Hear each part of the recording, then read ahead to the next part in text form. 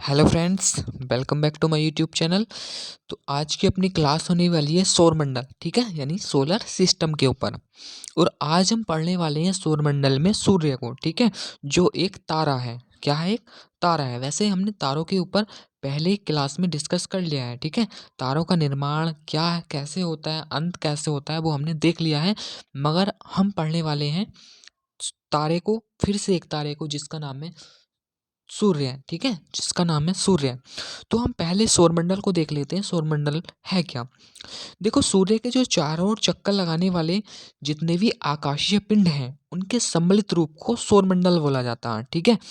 तो हम कह सकते हैं जो सूर्य के चारों ओर चक्कर लगाने वाले जो ग्रह हैं, उपग्रह हैं और क्षुद्र ग्रह हैं और धूमकेतु, उल्का, ठीक है, और अन्य भी बहुत सारे पिंड हैं, आकाशीय पिंड हैं, उनके सम्मिलित रूप को हम सौरमंडल बोलते हैं, ठीक है। और जो सौरमंडल का जो विकास हुआ है वो आज से लगभग 4.5 अरब वर्ष पूर्व, ठीक है, हुआ है, जिसमें ग्रह एवं उपग्रहों का निर्माण हुआ है, ठीक है। जिसमें हमारा यानी कि सौरमंडल स्थित है, ठीक है, उसको क्या बोला जाता है? उसको बोला जाता है मंदाकिनी, ठीक है, या दुग्ध मेखला, ठीक है, मंदाकिनी, दुग्ध मेखला, ठीक है, उसको बोला जाता है। देखो, सूर्य को पढ़ने से पहले हम इसके इम्पोर्टेंट पॉइंट के बारे में जान लेते हैं, ठीक है। इसकी बेसिकली जो बातें हैं वो जान लेते हैं सूर्य के ऊपर, ठीक है। देखो, सूर्य है यानी कि सन है, वो सौरमंडल का जन्मदाता है। क्या है? सौरमंडल का जन्मदाता है। और सूर्य जो एक तारा है, इसकी जो प्रकृति है वो क्या है? तारे की है, ठीक है। और इसमें जो ऊर्जा जो उत्पन्न हो रही है वो नाभिकीय संलयन से हो रही है, ये तो सब जानते हैं, ठीक है। और जो सूर्य है वो सौरमंडल के केंद्र में स्थित है। मगर पहले हमने जब ब्रह्मांड के बारे में पढ़ा था, तो हमने पढ़ा था सूर्य सौरमंडल के केंद्र में तो स्थित है, ठीक है, ये तो हमने पढ़ लिया। मगर सूर्य ब्रह्मांड के केंद्र में भी स्थित है, ठीक है। सूर्य ब्रह्मांड के केंद्र में भी स्थित है। ये बात कही थी किसने? कोपरनिकस ने, ठीक है। कोपरनिकस ने बोला था सूर्य ब्रह्मांड के केंद्र में स्थित है, न कि पृथ्वी। जबकि टोलमी ने कहा था जो ब्रह्मांड के केंद्र में है वो पृथ्वी है, ठीक है। वो बात गलत है। जबकि सूर्य ब्रह्मांड के केंद्र में स्थित है, ये बात सही है, ठीक है। ये बोला है कोपरनिकस ने। देखो, सौरमंडल जो है वो सूर्य का एक परिवार है। एक परिवार में सबसे बड़ा क्या होता है? मुखिया होता है, ठीक है। और बाकी सब जो होते हैं वो उसके सदस्य होते हैं। तो सूर्य जो है वो इस परिवार में सबसे बड़ा है, ठीक है। और जो क्या कौन होगा? वो हुआ मुखिया, ठीक है। जो कौन हुआ? वो हुआ मुखिया। सूर्य क्या हुआ? मुखिया हुआ। और बाकी सब जो हुए वो इसके सदस्य हुए, ठीक है। सौरमंडल क्या है? बेसिकली सूर्य का परिवार है, ठीक है। तो अब हम पढ़ते हैं सौरमंडल, यानी कि सौरमंडल में सूर्य जो एक तारा है उसके स्ट्रक्चर के बारे में, ठीक है। स्ट्रक्चर के बारे में हम पढ़ने वाले हैं। तो हम बात करें वैसे सू- तो सौरमंडल से बेसिकली जितने भी एग्जाम में क्वेश्चन आएंगे, ठीक है, वो सभी इस क्लास से कवर ठीक है, हो जाएंगे पक्का, बिल्कुल, ठीक है। तो देखो, इसमें जो हम पढ़ने वाले हैं बेसिकली एसएससी से लेके, ठीक है, और जितने भी कम्पिटिटिव एग्जाम हैं उन सभी में जो सूर्य से आने वाले जो क्वेश्चन हैं, ठीक है, वो सभी कवर हो जाएंगे। देखो, सूर्य जो है वो इसकी आयु जो है वो लगभग 4.5 अरब वर्ष, ठीक है। कह सकते हैं हम 5 बिलियन वर्ष। सूर्य की जो आयु है वो कितनी है? 5 बिलियन वर्ष सूर्य की आयु मानी गई है, ठीक है। और जो इसका संगठन है, यानी कि जो इससे सूर्य जो जिससे बना है वो किससे बना है? हाइड्रोजन गैस और हीलियम गैस, ठीक है। हाइड्रोजन गैस का इसमें सर्वाधिक योगदान है, वो कितना है? 70.4%, ठीक है। 70.4% हाइड्रोजन गैस से सूर्य बना है। और हीलियम गैस की अगर हम योगदान की बात करें तो 27.6%, ठीक है। और शेष जो हुई वो हुई अन्य गैसें, ठीक है। जो सूर्य की जो ऊर्जा का जो स्रोत है वो है नाभिकीय संलयन। देखो, नाभिकीय संलयन हाइड्रोजन के हीलियम से जो बदल रहा है, हाइड्रोजन का हीलियम में जो रूपांतरण हो रहा है, तो वो नाभिकीय संलयन जो है से इसकी ऊर्जा उत्पन्न हो रही है, ठीक है। अगर हम इसके आकार की बात करें तो आकार यानी कि हम इसके रेडियस की बात कर लें तो रेडियस है, ठीक है, 69,600 किलोमीटर इसकी रेडियस है। अगर रेडियस में 2 की मल्टीप्लाई की जाए तो व्यास आता है, यानी कि निकल कर आता है डायामीटर। और डायामीटर हो जाएगा कितना? 1392, यानी कि 13,92,000 इसका डायामीटर हो जाएगा, ठीक है। अगर हम बात कर लें जो पृथ्वी के व्यास का 109 गुना बड़ा है। कितना बड़ा है? पृथ्वी के व्यास से 109 गुना बड़ा है। एग्जाम में क्वेश्चन आया है, ठीक है। 109 गुना कौन बड़ा है? तो सूर्य का व्यास जो है वो पृथ्वी के व्यास का इतने गुना बड़ा है। कितने? 109 गुना। और जो सूर्य जो है वो लगभग पृथ्वी से, आकार की बात कर लें हम, तो 13 लाख गुना बड़ा है, ठीक है। सूर्य पृथ्वी से लगभग 13 लाख गुना बड़ा है। देखो, जो सूर्य से इसकी अगर हम पृथ्वी से दूरी की बात कर लें, सूर्य और पृथ्वी की दूरी की बात कर लें, तो वो कितनी है? वो है 149.6 मिलियन किलोमीटर, ठीक है। 149.6 मिलियन किलोमीटर। और सूर्य परिक्रमा में कितना टाइम लेता है? किसका? ब्लैक होल के, ठीक है। सूर्य जो होता है ब्लैक होल यानी कि आकाश गंगा का परिक्रमण करता है, ठीक है। और वो कैसे करता है? एंटी क्लॉकवाइज करता है। वो जो टाइम लेता है वो लेता है 25 करोड़ वर्ष, ठीक है। जिसको बोला जाता है 25 करोड़ वर्ष की जो अवधि है, इसको बोला जाता है ब्रह्मांड वर्ष, ठीक है। इसको क्या कहा जाता है? ब्रह्मांड वर्ष। क्वेश्चन आया हुआ है आईएएस प्री में, ठीक है। अगर हम बात कर लें, देखो दो स्थिति ऐसी होती हैं जो सूर्य से पृथ्वी की, एक तो होती है निकटतम दूरी की स्थिति और एक होती है सूर्य से यानी कि पृथ्वी सूर्य की अधिकतम दूरी, ठीक है। तो जो जो निकटतम दूरी होती है ना, वो होती है 3 जनवरी को। इसको हम याद करने की ट्रिक बताऊं तो क्या है, ठीक है। देखो 3 जनवरी को बोला जाता है उपसोर, ठीक है। इस दिन क्या होता है? पृथ्वी सूर्य से निकटतम दूरी पर होती है, ठीक है। यानी कि पृथ्वी और सूर्य के बीच की दूरी कम हो जाती है। इसको बोला जाता है, 3 जनवरी को बोला जाता है उपसोर। उपसोर क्या होता है? उपसोर होता है छोटा, ठीक है। उप किसके लिए आता है? उप आता है छोटे के लिए, ठीक है। जैसे राष्ट्रपति हैं, ठीक है, तो उपराष्ट्रपति हो जाएंगे छोटे, तो छोटे के लिए क्या आता है? ठीक है, उप आता है। तो 3 जनवरी को होता है उपसोर, और उपसोर को बोलते हैं पेरिहिलियन। और एक स्थिति होती है 4 जुलाई को, उसको बोला जाता है, जिसमें होता है क्या है? पृथ्वी जो होती है सूर्य से अधिकतम दूरी पर होती है, ठीक है। पृथ्वी सूर्य से अधिकतम दूरी पर होती है और वो होती है 4 जुलाई को। उसको बोले जाते हैं उप अपसोर। क्या बोला जाता है उसको? अपसोर। अप यानी कि अपहेलियन, ठीक है। अपहेलियन और पेरिहिलियन। पेरिहिलियन यानी कि 3 जनवरी और अपहेलियन यानी कि उप अपहेलियन और अपसोर। अपसोर अपहेलियन, ठीक है, एक ही बात है। अपहेलियन बोल दो चाहे अपसोर बोल दो, वो होता है 4 जुलाई को। अगर हम बात कर लें इसके स्ट्रक्चर के बारे में, ठीक है, यानी कि सूर्य की संरचना के अगर बारे में देख लें तो इसमें 6 परत हैं। सूर्य की कितनी परत है? 6 परत हैं, ठीक है।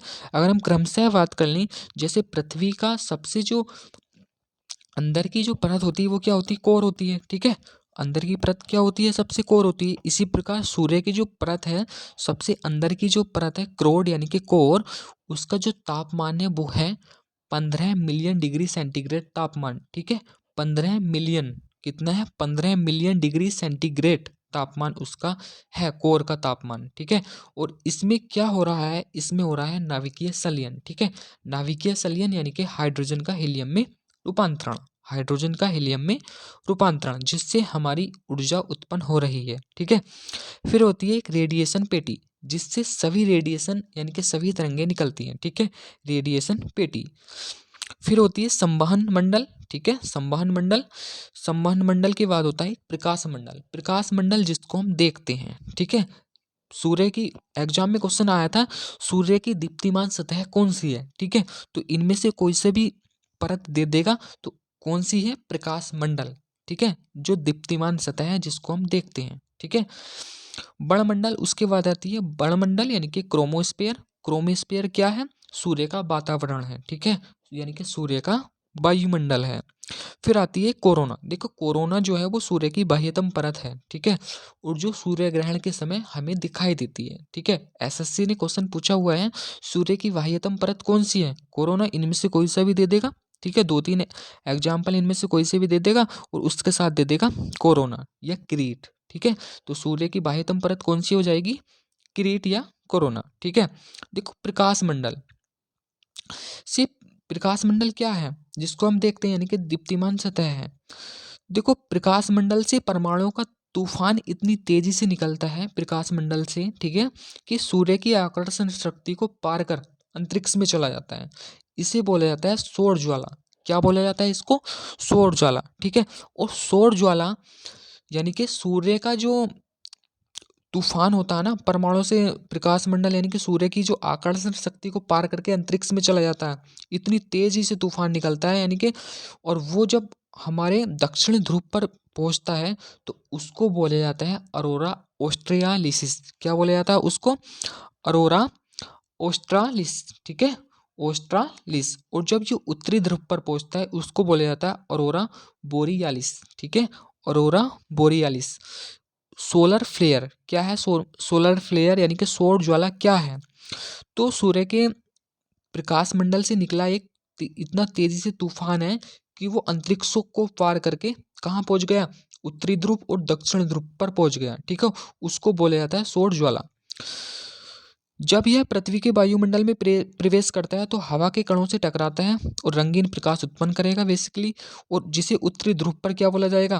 अरोरा बोरियालिसिस, ठीक है, और दक्षिणी ध्रुव पर बोला जाएगा अरोरा ऑस्ट्रालिस, ठीक है, ऑस्ट्रेलिस या ऑस्ट्रालिस, ठीक है। सौर ज्वाला, देखो सौर ज्वाला कहाँ से निकली है? प्रकाश मंडल से निकली है, ठीक है, प्रकाश मंडल से परमाणुओं का तूफान निकला है। और ये कहाँ से निकली है? जहाँ से निकली है ना वहाँ काले धब्बे पड़ जाएंगे। क्या पड़ जाएंगे? वहाँ काले धब्बे, जिन्हें सौर कलंक यानी कि सौर ज्वाला जहाँ से निकलेगी, ठीक है, सौर ज्वाला अंतरिक्ष में पहुंचने पर क्या कहलाएगी? वो सौर ज्वाला। सौर ज्वाला निकली कहाँ से थी? प्रकाश मंडल से। जिस स्थान से निकली थी ना ये तूफान इतनी तेजी से, तो वहाँ क्या पड़ जाएंगे? काले धब्बे पड़ जाएंगे, ठीक है, काले धब्बे पड़ जाएंगे, जिनको बोला जाएगा सौर कलंक, ठीक है।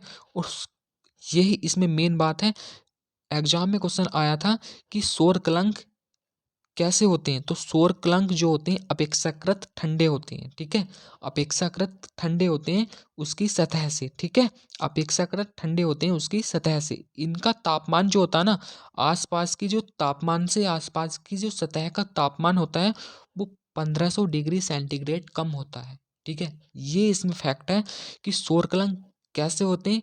तो ठंडे होते हैं, ठीक है, और जिनका तापमान आसपास की सतह से कितना कम होता है? 1500 डिग्री सेंटीग्रेड कम होता है।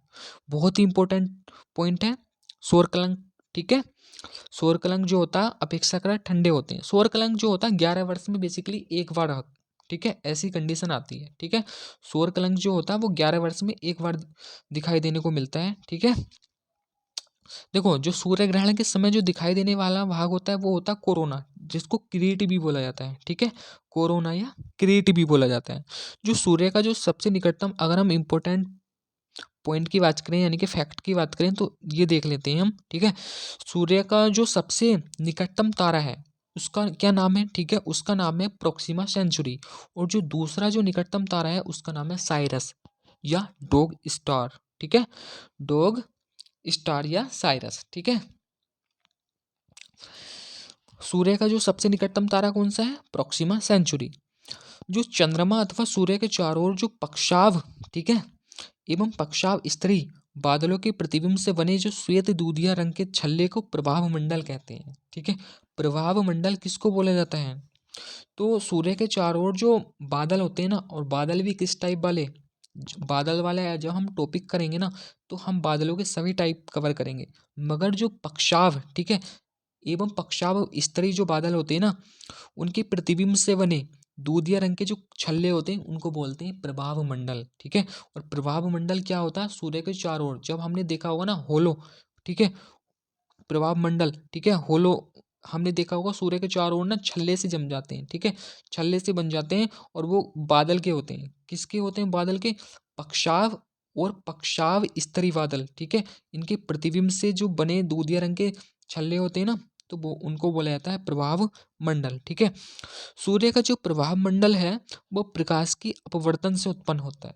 ये बहुत ही इंपॉर्टेंट पॉइंट है, ठीक है। और वो किससे उत्पन्न होता है? प्रकाश के अपवर्तन से उत्पन्न होता है।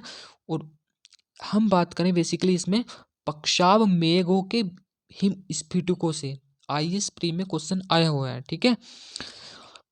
किससे होता है? अपवर्तन से होता है, ठीक है। सूर्य का प्रभाव मंडल प्रकाश के अपवर्तन से उत्पन्न होता है, मगर किसके? ठीक है, जो किसके अपवर्तन से? बादलों के। और बादल किस टाइप के हैं?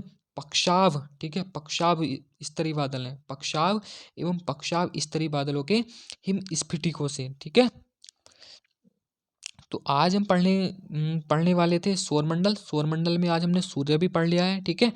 तो अगली अपनी क्लास होने वाली है ग्रह, ठीक है, ग्रह के ऊपर। और हम एक ही क्लास में सभी ग्रह को कवर करेंगे। तो मिलते हैं एक नई वीडियो में, तब तक के लिए धन्यवाद।